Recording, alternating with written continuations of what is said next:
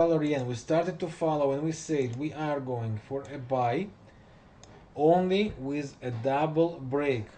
Yesterday the double break was around this zone, around 97.25, to break. Sorry, that's where we were yesterday, right here.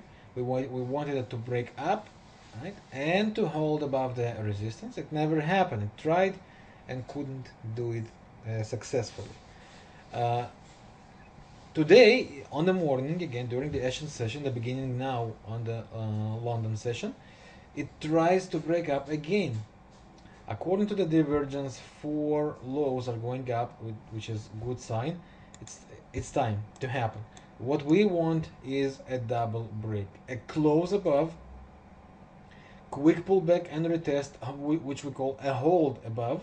Right? We want it actually to hold above this break, and that will be our sign to jump in. First quick target will be the meeting between this trend line, this spots here, this trend line, let's say.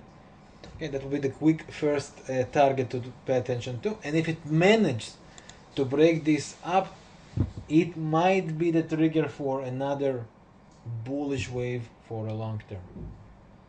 That's why if the trigger to buy is coming, and once again I remind you, we want a close above this trend line, a retest, a pullback, and a hold above, right? A hold means that once it is retesting, it's not closing below the line again. That's what hold means. And if it managed to do so, that's a wonderful time to jump in. This will be the first profit, this zone, and then we'll close 70-80% of a trade. Then it can run all the way to the next highs again.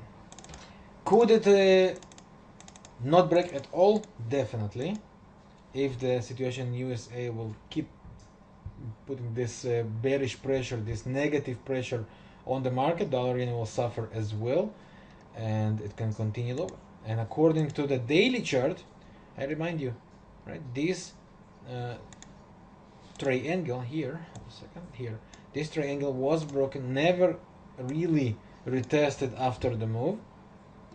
Only now it's retesting after the move, so we could expect a rise until the triangle again, at least. Okay, so as I said, also that's dollar yen, and I don't think USA will actually go to bankrupt, and I don't think Japan could also give the yen to gain strength too much so fast. That's why I believe it's only a question of time we see this retrace, and I prefer to concentrate on the buys rather than sells. We have one trade running, and that's investor style. That's for longer run. It's not.